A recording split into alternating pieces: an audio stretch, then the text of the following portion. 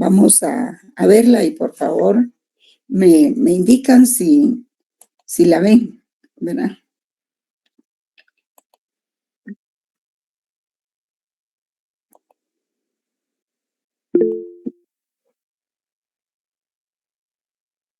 Ayudar de eso para poder eh, la presentación, jóvenes.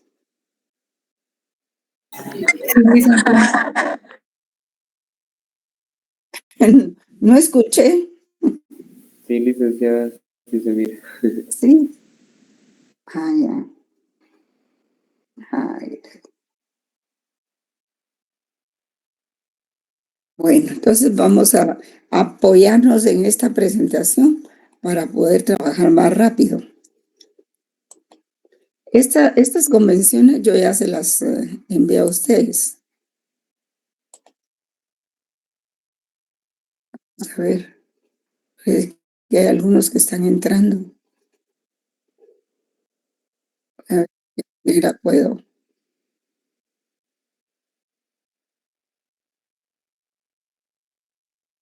colocarlos.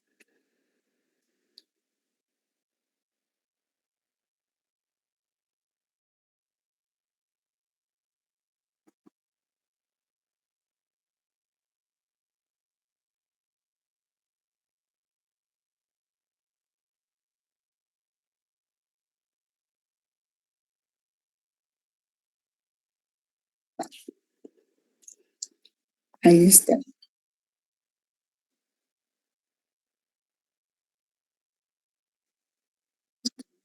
Necesito que terminen de ingresar.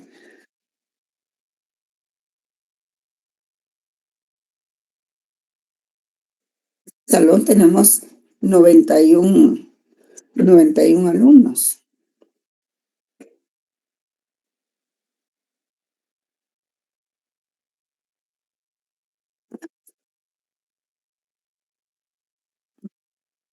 Pero actualmente solo tengo 59. Bueno, no todos ingresan a las clases. De manera que vamos a empezar.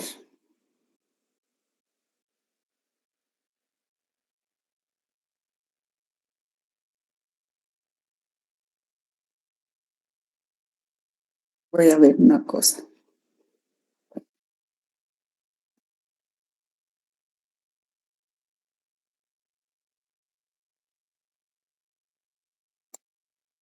Bueno, entonces esta se llama la... Ay, porque esto no me corre. Ahí está. La Convención de Viena sobre Relaciones, Privilegios e Inmunidades Diplomáticas. Ese es su verdadero nombre. Y pues ahí tienen ustedes los datos, cuándo se suscribió, cuándo fue ratificada por Guatemala, cuándo se depositó el primer instrumento, perdón. Ustedes lo leen, voy a dar ingreso a otros compañeros.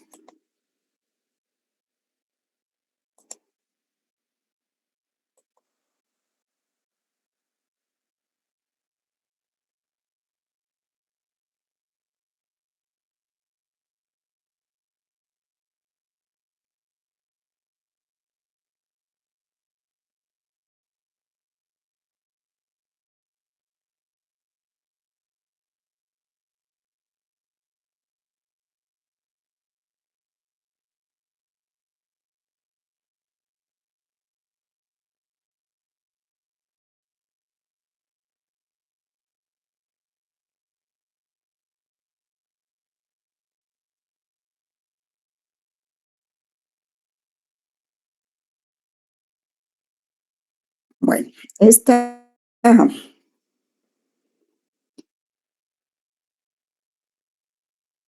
convención ya se las envié por el tablón, ¿verdad? Ahí la tienen ustedes. Y no es que voy a preguntar toda la convención en el examen, ¿verdad? Pero sí algunos aspectos torales, ¿verdad? Algunos de los aspectos más importantes, ¿verdad? Empezamos por algunas definiciones, ¿verdad? que es un agente diplomático, que creo que lo tienen ustedes en sus libros también. El doctor Carlos Lario lo define muy claramente, ¿verdad? Dice que es la persona que representa al jefe de Estado, y siendo que en este se personaliza el Estado mismo, ¿verdad? Por extensión, el agente diplomático personaliza al Estado en el extranjero. Por ejemplo, nuestro ministro de Relaciones Exteriores, pues estuvo mucho tiempo sometido a esas eh, a esos juicios que le llamo yo, mediante las interpelaciones, que en realidad no querían averiguar nada, sino simplemente mantener al ministro fuera de sus funciones, ¿verdad? Pero así son los diputados. Y entonces el presidente tuvo que viajar cuando el ministro no podía viajar, ¿verdad? Entonces tuvo que hacerlo al presidente directamente. Pero realmente también tiene sus agentes diplomáticos, ¿verdad? Como estos, ¿verdad? ¿Qué es el agente diplomático? Pues es eso que ustedes están leyendo ahí, ¿verdad? En general, los agentes diplomáticos son los encargados de dar a conocer frente al Estado en el cual están delegados la política exterior del país que representa, ¿verdad? Pero no debe confundirse diplomacia con política exterior. Eso ya lo habíamos dicho y reiterado varias veces en la clase. Sí, acuérdense que la función del embajador es eminentemente política, ¿verdad? Y nuestro embajador en México nos está constantemente informando al gobierno de Guatemala de qué es lo que sucede, los principales acontecimientos políticos en ese país, como los embajadores que están en Guatemala informan a sus respectivos países. Vean estas otras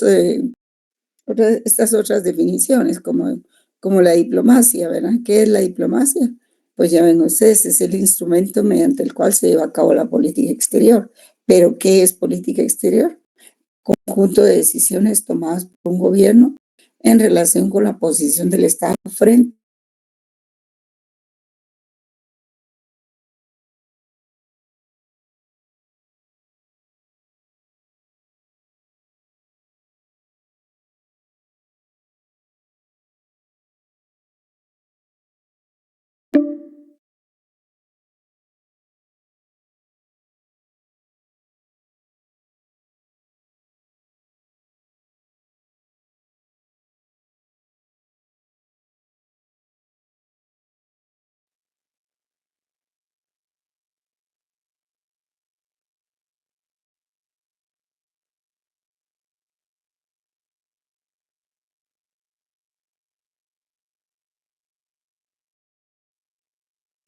cada categoría que incluye que se incluye dentro de lo que es una misión diplomática, ¿verdad? Jefe de misión y agente diplomático, el miembro de la misión, que es miembros del personal de la misión, a quienes se incluye como es el personal diplomático, el personal administrativo, técnico e incluso de servicio de la misión. También incluye a miembros del personal diplomático, el personal de la misión que posee esa calidad. También miembros del personal administrativo y técnico y todo lo demás que ya les dije. Hasta hay creado particular con estatus diplomático, ¿verdad?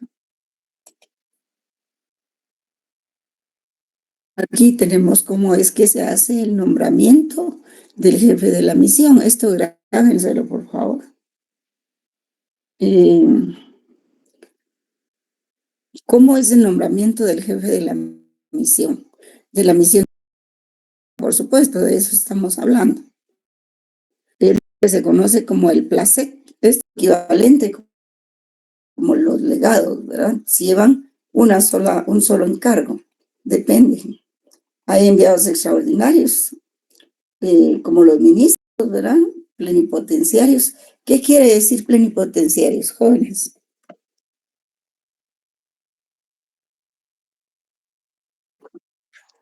¿Sí?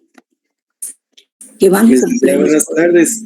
Sí, Plenipotenciario es que es una persona que está autorizada a tomar decisiones en nombre del Estado y sobre diversos asuntos de manera amplia y plena, ¿verdad? sí, correcto, cabal. Eso es que va con las plenas potencias, ¿verdad? Para tomar decisiones, como dice el compañero, para analizar, o para rechazar o para hacer comentarios. Eso es. ¿Y quiénes son los de plenipotenciarios? Pues generalmente es el ministro y el presidente, ¿verdad? También lo es algunos embajadores, ¿verdad? Hay otros residentes o internuncios, hay encargados de negocios, y digamos que los dos primeros se acreditan frente al jefe de Estado, los embajadores y los nuncios, ¿verdad? Y los de la tercera solamente ante el ministro de Relaciones Exteriores. Siempre hay un protocolo ahí, ¿verdad? Un orden a seguir. También hay colaboradores de los jefes de la misión, que poseen también rango de diplomáticos como colaboradores. Y pueden ser secretarios, consejeros, agregados, sean civiles, militares, culturales, comerciales, de relaciones públicas, etc. Y su personal administrativo. Y existen colaboradores indirectos o de menor categoría, que se les conoce como personal de servicio. Sí, después de la Segunda Guerra Mundial se fortaleció a las embajadas con este tipo de personajes, ¿verdad? Que son colaboradores o agregados en distintas ramas. Ya, por ejemplo, la Embajada de Francia tiene su embajador y tiene su agregado comercial, que es muy importante porque por medio del agregado comercial es que Francia puede intercambiar y vender tecnología en el país y en otros países. Y lleva personas para que se entrenen o que vean cómo funcionan algunas tecnologías, ¿verdad? Y luego pues vienen al país y pueden dar una charla o se puede hacer una empresa con esa tecnología, etcétera. Entonces ellos mantienen por medio del agregado comercial ese intercambio, que es muy importante. Por eso estos agregados vinieron a fortalecer las embajadas. Entonces, ¿qué incluye la misión? Dice. Las credenciales. Se presentan las credenciales y se acredita la embajada, ¿verdad? Y terminan cuando, si en caso fallece el jefe de misión o el embajador. También otras credenciales es el pasaporte diplomático. También los plenos poderes que van acreditados en una nota, ¿verdad? O plenipotencia para negociar asuntos de su gobierno. Digamos que la vez pasada se convocó a una reunión de la Convención de Especies en estado de extinción, en peligro de extinción. Se enviaron algunos personajes, algunas personas especializadas, digamos, biólogos y todo eso, a esa reunión, pero había que darles un documento que los acreditara para ir solo a esa misión. ¿Y quién extiende ese documento? Pues lo extiende el ministro de Relaciones Exteriores. Y ya el trabajador de aquí designado ya sea del CONAP o del Ministerio de Medio Ambiente, con su credencial, ¿verdad? Pero solo a cumplir esa misión, no más. También las instrucciones públicas y secretas y mixtas, generales y especiales, pero esto ya es de misión a misión o de gobierno a gobierno, ¿verdad? La clave o cifra para comunicarse confidencialmente y seguridad y también los locales de la misión. Todo esto incluye la misión. Vamos a ver si hay alumnos esperando, jóvenes.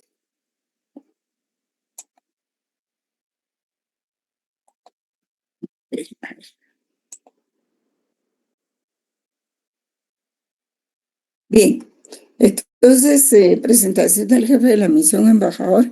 Llegado al estado, el jefe de la misión avisa al Ministerio de Relaciones Exteriores, o como se le llame, ¿no? En México se llama secretaría, no ministerio, y presenta las copias de estilo, que son unas notas donde se acredita quién va como embajador, se presenta y todo.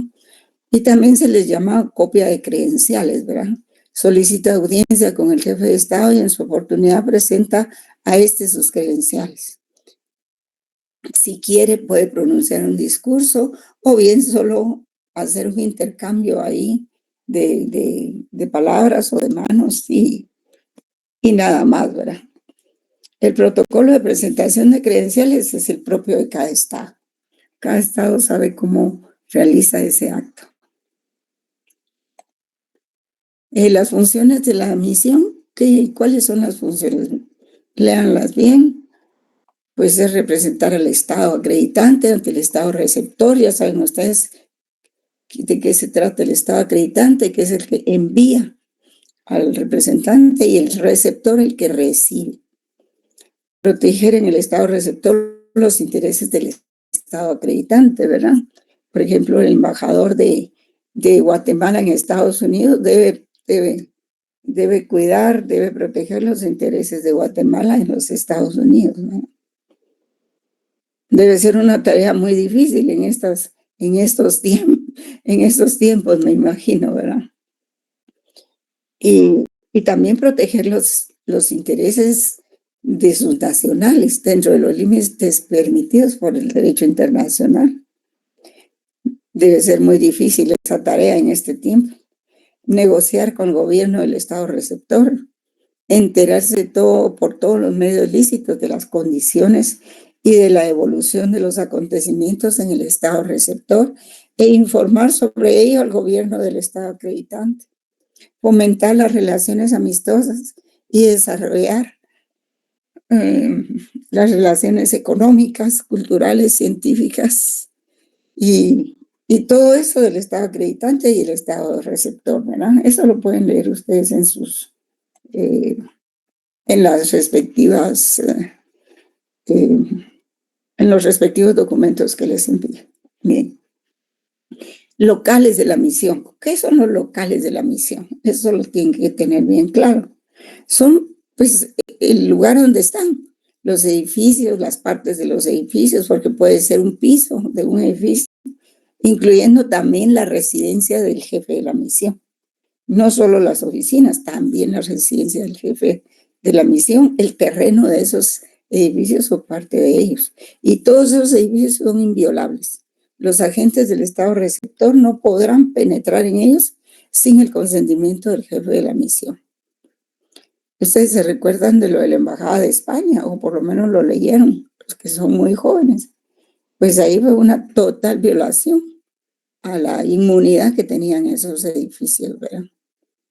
También los archivos y documentos de la misión siempre son inviolables donde quiera que se encuentren.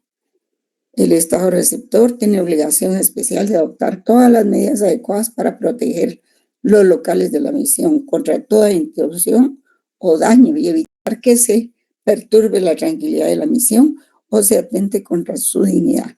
Por ejemplo, en el caso de Guatemala tiene que proteger todas las embajadas que hay, la embajada de Brasil, de Panamá, de El Salvador, de México, tiene que darle seguridad en el perímetro perimetral, ¿verdad? Seguridad exterior. Y adentro, pues, también puede proporcionarle seguridad, o la misma embajada lleva su seguridad, ¿verdad? Esa es obligación del estado receptor. ¿Y saben qué pasa? Ustedes pueden decir, pues sí, no lo voy a hacer, y si no lo hace el estado. Pero entonces, si no lo hace el estado de Guatemala, tampoco va a recibir ese mismo tratamiento en otro país, ¿verdad? Si no lo quiere hacer con la Embajada de México, pues tampoco en México le van a dar esos mismos privilegios. Y eso es lo que hace que los países cumplan con los tratados. Y los locales de la misión, su mobiliario, también los archivos, los teléfonos, así como los medios de transporte, digamos, los vehículos que tengan para transporte, ya sea personales o de la misión, pues tampoco pueden ser objeto de ningún registro, requisa, embargo de ejecución. Si, por ejemplo, detienen al carro de un embajador en la carretera, la policía no puede ni pedirle documentos, ni sacar al embajador del carro, ni hacer el registro en tiempos normales. Pues ahora, cuando teníamos la dictadura, hacían de todo. Y muchos diplomáticos fallecieron o los asesinaron. Veamos los deberes y obligaciones del agente diplomático. ¿Qué tiene que hacer un agente diplomático en otro país? Pues tiene que ser fiel a su gobierno y tener lealtad al gobierno extranjero también, conducirse con cordura, respetar las leyes del país receptor, asociarse a las fiestas nacionales, digamos los aniversarios que celebra el país. Digamos, ustedes han visto que aquí se celebra en diferentes embajadas, en los Estados Unidos, en la de Suiza, en fin, en varias embajadas, los aniversarios, ¿verdad? Los aniversarios o las fechas de independencia. Por ejemplo, en Guatemala, en la embajada de Estados Unidos se celebra el 4 de julio, ¿verdad? Que es una fecha muy, muy significativa para los estadounidenses. Y allá pues el 15 de septiembre, ¿verdad? Y ahí pueden leer ustedes que otros deberes y obligaciones, ¿verdad? Comunicarse exclusivamente con el Ministerio de Relaciones Exteriores y a través de este ministerio con otros ministerios y órganos del Estado.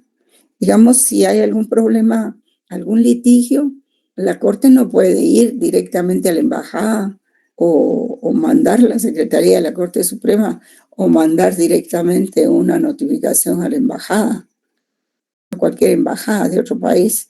Tiene que llevarlo primero al Ministerio de Relaciones Exteriores y por medio del ministerio se le notifica a la embajada. Tampoco no debe utilizar los locales de la misión de manera incompatible, no ejercer profesiones ni comercio en provecho propio, no celebrar contratos mercantiles ni de derecho propio en el país donde están prestando sus servicios. Aquí hay otras obligaciones que ustedes pueden ver. Bueno, estas son las obligaciones del Estado receptor, que serán obligaciones del Estado acreditante.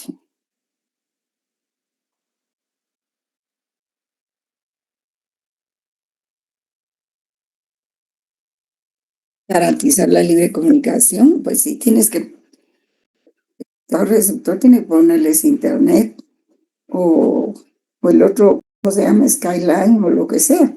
Tiene que ponerlos en comunicación con el mundo, facilitarles medios de comunicación, teléfonos, todo eso. Todo eso lo costea el Estado receptor, ¿verdad? Por ejemplo, en Guatemala es el Estado de Guatemala el que tiene que darle todo eso a las embajadas. Si no tiene locales, pues tiene que alquilar un local para que sirva la embajada, ¿verdad? Para sus funciones. Y tiene que darle todo el mobiliario para que puedan desarrollar sus funciones también.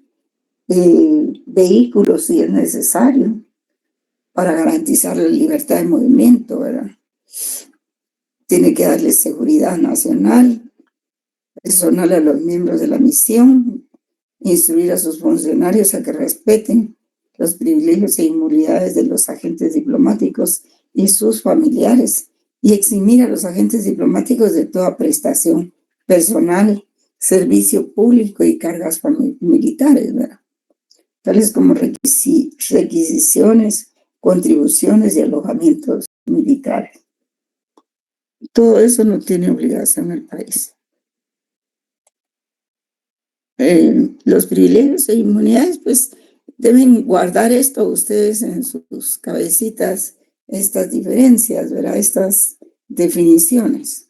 Que la inmunidad se refiere a la facultad de quedar fuera de la jurisdicción del Estado que recibe a los agentes. O sea que los embajadores aquí no están sujetos a los tribunales, ¿verdad? Ni a la justicia guatemalteca. Claro, que por ejemplo, un delito flagrante. Entonces sí detienen inmediatamente al diplomático, ¿verdad? Ahí sí que mientras se averigua.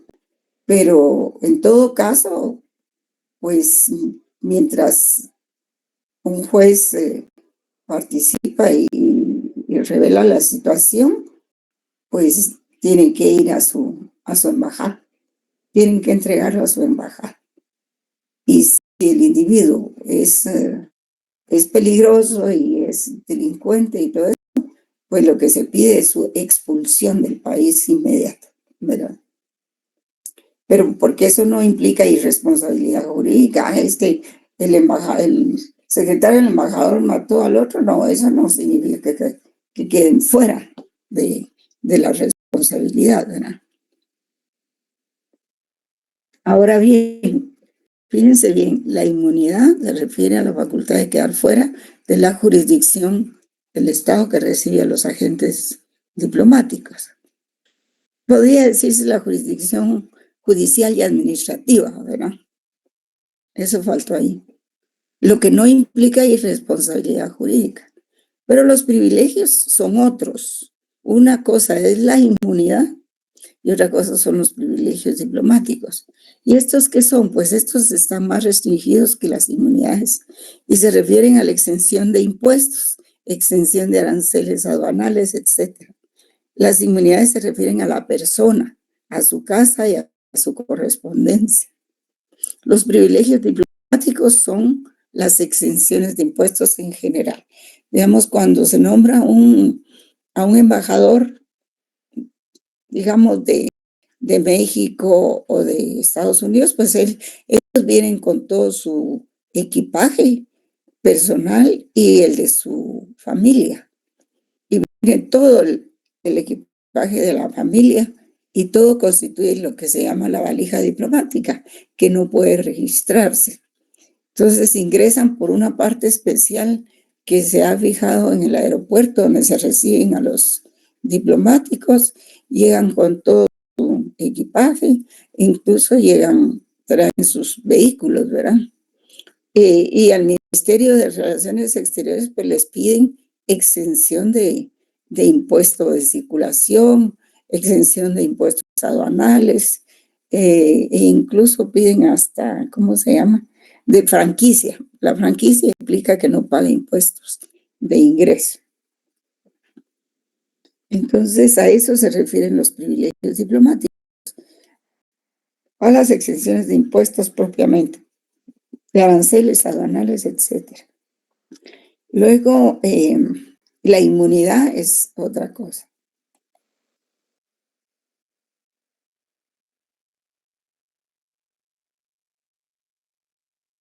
¿Cómo terminan las misiones? Pues terminan de varias maneras, ¿verdad? Pero aquí hay una recomendación todavía. El agente diplomático no ejercerá en el Estado receptor ninguna actividad profesional o comercial en provecho propio, ¿verdad? No puede poner ahí su negocio de sombreritos típicos, ni de dulces típicos, ni cosas así, ¿verdad? Ni puede prestar servicios. Ahora, las funciones del agente diplomático terminarán principalmente por comunicación del Estado acreditante al Estado receptor, cuando señala que las funciones del agente diplomático han terminado y cambia a su embajador. Generalmente esto se da cuando hay cambio de gobierno en algún estado, entonces cambian los embajadores. A veces no, ¿verdad? O cuando el Estado receptor le comunique al Estado acreditante que se niega a reconocer al agente diplomático que tiene en su país como miembro de la misión. Y supongamos que el embajador no quiere moverse, a pesar de que ya lo han destituido, entonces tiene que el Estado acreditante comunicarle al Estado receptor que ya no reconoce a ese agente diplomático. Hay quienes se encariñan, ¿verdad? Por ejemplo, en Guatemala pasa mucho eso, que se encariñan con Guatemala y no quieren salir. Entonces, también en caso de conflicto armado, el Estado receptor tiene que dar facilidades para que las personas que gozan de privilegios e inmunidades y no sean nacionales del Estado receptor, así como sus familias, sea cual fuere su nacionalidad, puedan salir de su territorio lo más pronto posible. Sí, en el caso de guerra, por ejemplo, en Irán, me parece, Afganistán, creo yo, cuando se entregó el poder de los estadounidenses a los afganos, creo que fue a los, ¿cómo se llaman? Este grupo terrorista que quedó en Afganistán, jóvenes. Talibanes, Los talibanes, cabal. Entonces el gobierno tenía que velar porque todas las cosas de Estados Unidos fueran sacadas con cuidado, pues, y fueran todas. Y ahí fue donde mucha gente, muchos iraníes, muchos afganos querían salir en los aviones de Estados Unidos, pues. Ahora bien, si bien es cierto que se protege la salida de las embajadas, pues no es necesario que el consulado salga de una vez, porque los consulados tienen otras funciones y ellos tienen que seguir registrando nacimientos, fallecimientos y todo eso. Entonces, no necesariamente cuando sale el embajador tiene que salir el cónsul, y eso es en todo el mundo, ¿no? En todo caso, el Estado que esté en guerra, aunque estuvieran en guerra Afganistán contra Estados Unidos, el gobierno de Afganistán tiene que dar todas las facilidades para proteger los bienes de Estados Unidos, aunque sea su enemigo. Y si no, se le pueden encargar a un tercer país que está ahí situado en ese país para que las cuide, para que las guarde, ¿verdad? Y tiene que poner también los medios de transporte indispensables para tales personas y sus bienes, ¿verdad? Tiene que facilitar todo. Seguimos aquí con la ruptura de relaciones. El Estado de receptor estará obligado a respetar y proteger, aún en caso de conflicto armado, los locales de la misión. Sí, no pueden permitir que entre toda la turba a los locales de la misión, ¿verdad? Así como los bienes y archivos hasta que no hayan sido sacados, ¿verdad? El Estado acreditante podrá confiar la custodia de los locales de la misión, así como sus bienes y archivos, a un tercer Estado aceptable para el Estado receptor. Por ejemplo, si Estados Unidos no hubiera podido sacar en Afganistán todos sus documentos, podría habérselos confiado a un país amigo, ¿verdad? Por ejemplo, Francia o Suiza o Inglaterra, donde son más afines, ¿no? Y el Estado acreditante podrá asumir la protección temporal de los intereses del tercer Estado y de sus nacionales. Nunca se quedarán en el poder del Estado receptor, ¿verdad? Siempre se quedan con un tercer Estado. Pero aún así les tiene que dar protección. Acreditación de los jefes de la misión. Pues ustedes vean ahí cómo se acreditan los jefes de misión, ¿verdad? Que cuando se encuentra la persona idónea que ya se ha mandado la información de él al Estado receptor, pues el Estado acreditante podrá notificar a los estados receptores interesados la acreditación de un jefe de misión ante 2 o más estados, o bien destinar a ellos a cualquier miembro del personal diplomático, salvo que alguno de los estados receptores se oponga expresamente.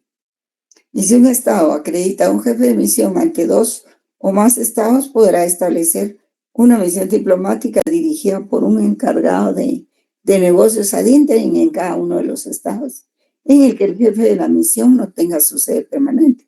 Sí, en Guatemala sucedía que había ahí, me recuerdo, en la 7ª Avenida, cerca de la Corte Suprema, había un edificio que tenía la representación, la misión de Suiza, o sea, de Suiza, creo que también era de Andorra, un poco creo que la de Mónaco, la de Francia. Y entonces el el país, el representante de Suiza los representaba a todos ellos ahí. Y eso es perfectamente posible porque a veces no se cuenta con presupuesto para estar alquilando una sede para cada misión. Entonces puede estar acreditado en Guatemala, en El Salvador, en Honduras, Nicaragua, Costa Rica, pero solo tiene una misión diplomática que puede ser en Guatemala, como era esa, era un encargado de negocios. Y así tiene Guatemala. Guatemala solo tiene un embajador en Estados Unidos y ese embajador reside en Washington, pero tiene varios consulados, ¿verdad? El jefe de misión o cualquier miembro del personal diplomático de la misión podrá representar al Estado acreditante ante cualquier organización internacional. Sí, no solo ante Estados, puede representarlo también en organizaciones internacionales.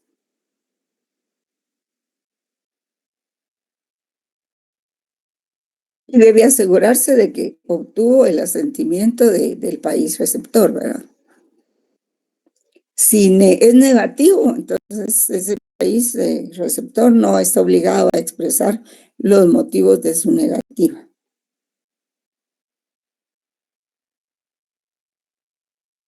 Entonces, el Estado acreditante lo que tiene que hacer es retirar a esa persona o a esa misión y pondrá término a sus funciones, según proceda aún antes de su llegada al territorio del Estado receptor.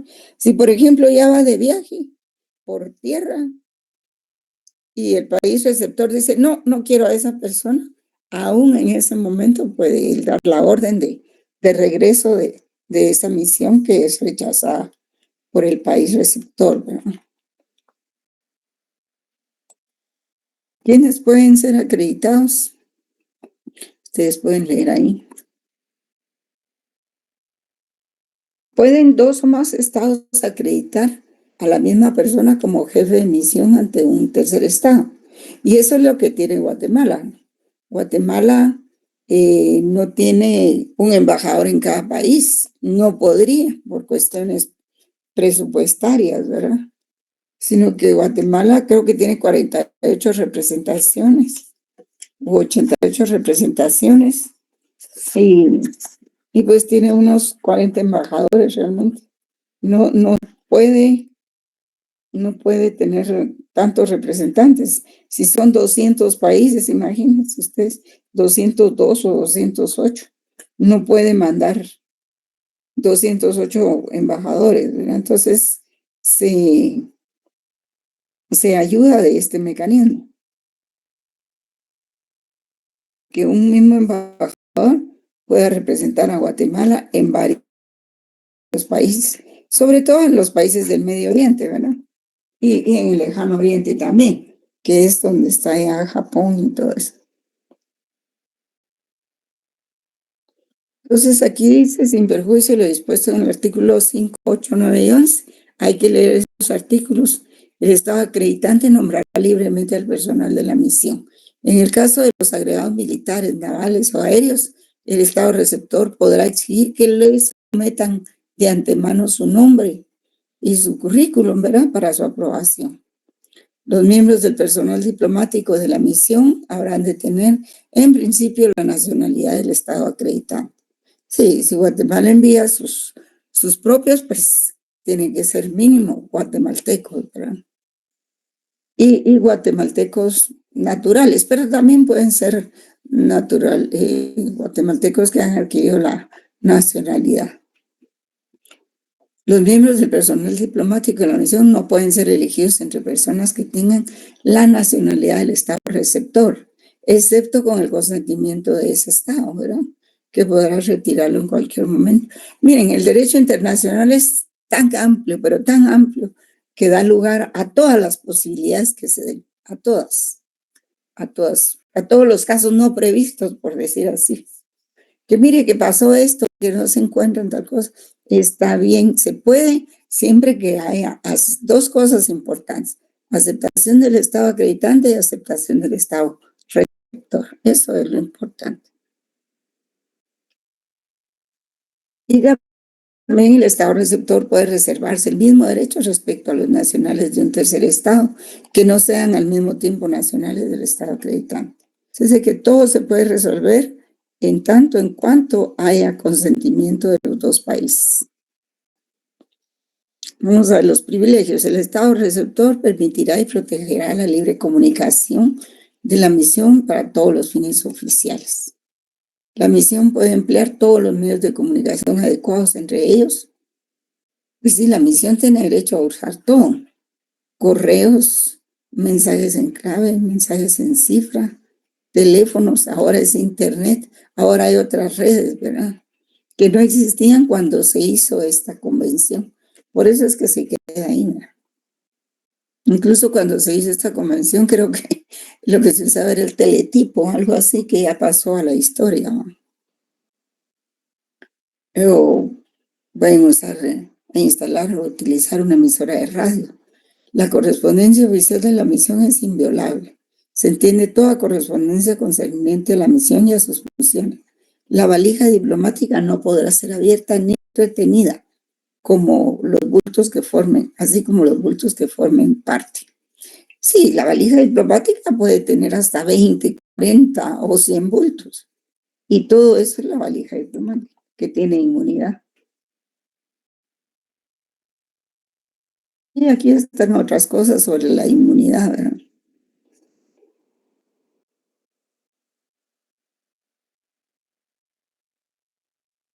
Dice, sea una acción sucesoria en la que el agente diplomático figure a título privado en nombre del Estado acreditante como ejecutor testamentario, administrador, heredero o legatario. Esto es una excepción, ¿verdad? Esta es otra inmunidad. Los agentes diplomáticos no están obligados a testificar. Para eso está el cónsul, ¿verdad? El agente diplomático no podrá ser objeto de ninguna medida de ejecución, salvo en los casos previstos en los incisos A, B y C del párrafo 1 de este artículo, y con tal que no sufra menoscabo la inviolabilidad de su persona o de su residencia. La inmunidad de jurisdicción de un agente diplomático en el Estado receptor no le exime de la jurisdicción del Estado acreditante. Es decir, cuando vuelve a su país, ahí es donde lo tendrían que juzgar, ¿verdad? ¿Tienen la convención a la eso no?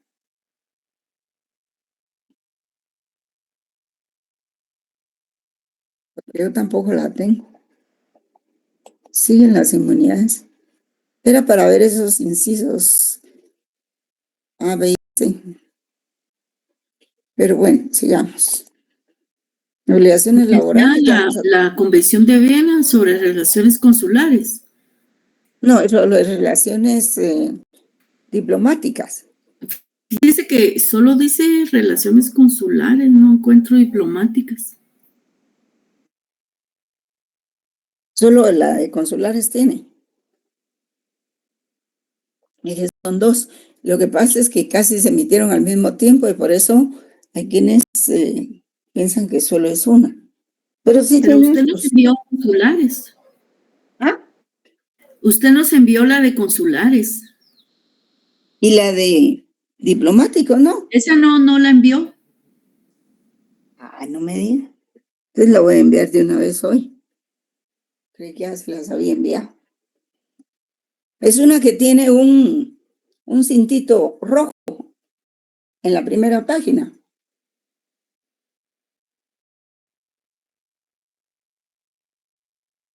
No, esa no nos la envió. Ah, bueno, seguimos. Entonces, hoy se las envío después de las clases, con mucho gusto.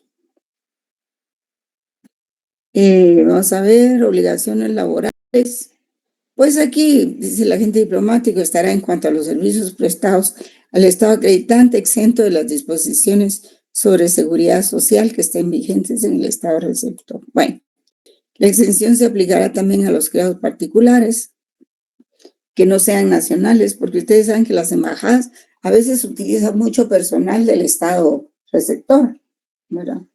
Pero en ese caso sí tienen que pagarle las prestaciones del país en donde están, ¿verdad? Y eso se trata de eso. Vamos a ver, renuncia a la inmunidad. Ah, bueno, este es importante. El Estado acreditante puede renunciar a la inmunidad de jurisdicción de los agentes diplomáticos y de las personas que gocen de inmunidad, como en el artículo 37.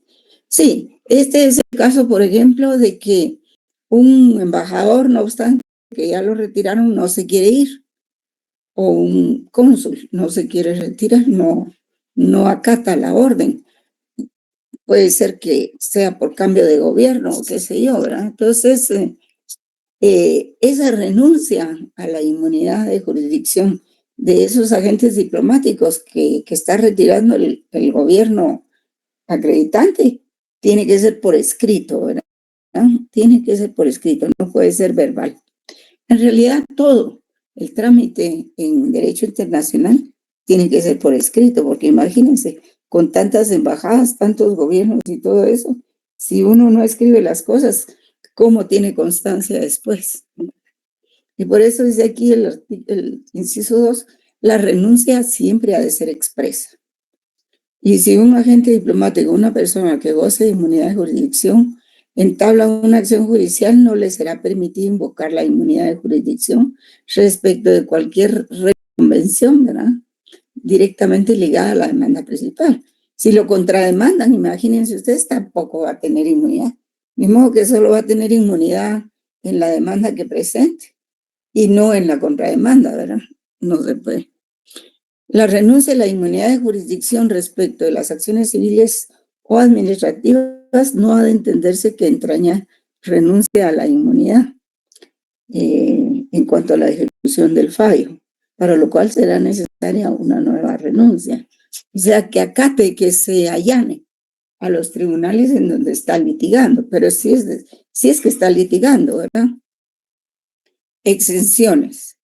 El Estado receptor, con arreglo a las leyes y reglamentos que promulgue, permitirá la entrada con exención de toda clase de derechos de aduana, impuestos y gravámenes conexos, salvo los gastos de almacenaje, acarreo y servicios análogos.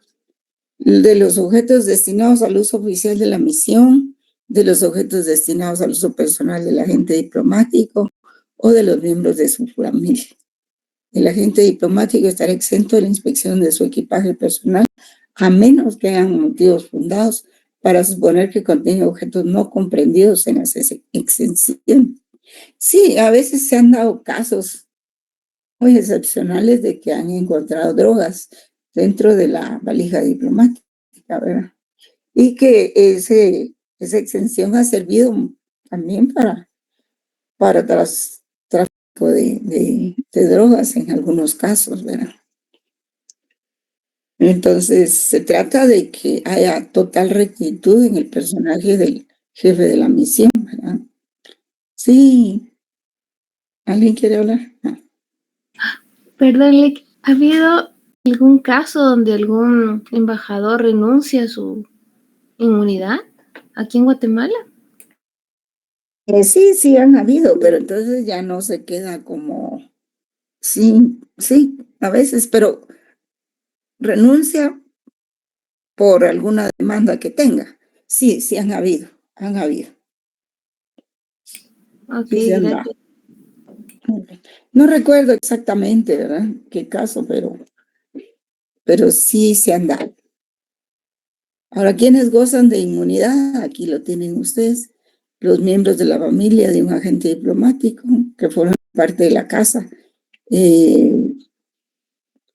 siempre que no sean nacionales del Estado receptor, los miembros del personal administrativo y técnico de la misión con sus familias, ¿verdad?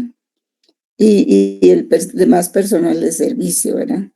Y ellos gozan de privilegios en los objetos importados al efectuar su primera instalación, ¿verdad?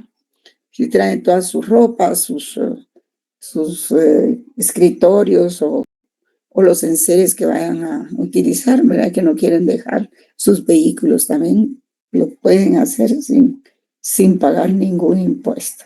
Y esos son los privilegios. Vamos a ver aquí. Sí, aquí está más explicado. Ustedes lo pueden leer ahí. Los creados particulares, todos ellos, ¿verdad? Que no sean nacionales del Estado receptor. ni tengan residencia permanente. Bueno, yo creo que eso ya lo habíamos dicho.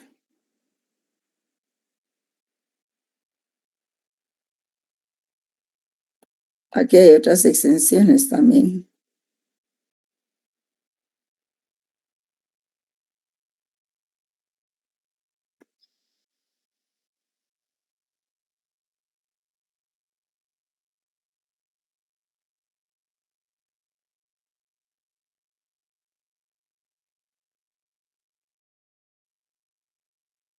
Sí, aquí está más extenso, ¿verdad? Más detallado.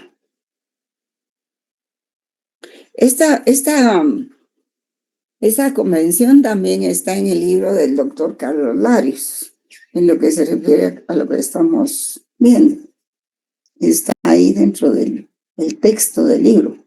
Pero les voy a mandar la convención de todas maneras para facilitarles el estudio. Sí, sí.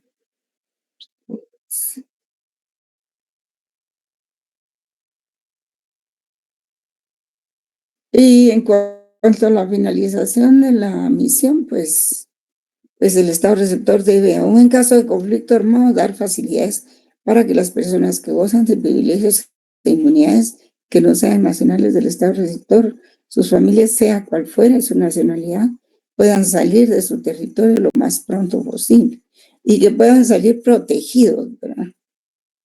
Si no les da tiempo a llevarse sus enseres, pues, o los archivos de la misión, pues los pueden dejar a cargo de un tercer estado amigo de ellos, ¿verdad? Y poner a su disposición los medios de transporte indispensables para tales personas. Y eso lo tiene que hacer el Estado receptor. Por ejemplo, en el caso de los talibanes, muy talibanes, pero tenían que facilitar toda la salida para que Estados Unidos pudiera llevarse todas sus cosas. Porque si no, pues ya saben, les cae. Y en cuanto a la ruptura de relaciones, pues es lo mismo, ¿verdad? Creo que esto es lo mismo. Así de que tenemos tiempo todavía. No sé si se animan a que veamos las funciones del Ministerio de Relaciones Exteriores o lo vemos el viernes. Viernes está bien, licenciada. Es bastante Viernes contenido. está bien, pero ahí asisten. Porque asisten un 20% y ahí después dicen que uno no dio la clase. Muy bien, jóvenes. Entonces dejamos ahí, ¿verdad? Sí, realmente 45 minutos son suficientes para trabajar. Ya después de ese tiempo ya se pierde la atención. Licenciada, una consulta con el tema del trabajo que tenemos que hacer. Como ese trabajo es para el primer parcial, ¿correcto? No, es para el segundo parcial. Ok, entonces el primer parcial Es básicamente porque va a ser con toda la información que usted nos ha dado. como tenemos 40 puntos para el segundo parcial, entonces vamos a hacer un examen de 30 puntos en el segundo parcial, igual en el primer parcial, y los otros 10 puntos son los del trabajo, ¿verdad? Pero lo que pasa es de que como tenemos muy pocas clases y hay que hacer exposiciones, entonces vamos a tratar de que sean las exposiciones después de que terminemos estos puntos, ¿verdad? Digamos, podría ser después de los primeros parciales. Podríamos empezar con las exposiciones y la entrega de trabajos. Un poquito antes del examen del segundo parcial, ¿verdad? O sea que en adelante, después del primer parcial, ya serían ustedes los que darían sus exposiciones sobre esos trabajos. ¿Estamos de acuerdo, mi estimado profesor Seón? No sé si está presente. Sí, licenciada, aquí me encuentro y estoy de acuerdo con sus directrices. Muy bien, muchas gracias. Pues estamos en eso, ¿verdad? Que vamos a hacerlo para el segundo parcial. De manera que ustedes, para hacer sus trabajos, tienen todavía tiempo hasta que finalicen los primeros parciales. A partir de ahí es que sí quisieran que empezáramos ya a hacer las exposiciones de los trabajos, a partir de la primera clase del segundo parcial, ¿verdad? Entonces estamos claros, ¿verdad, jóvenes? Hasta pronto. Sí, licenciada. Sí, licenciada. Muy bien, pase buena tarde. El Estado. Hasta el viernes. Nos vemos el viernes, que hay bastante material.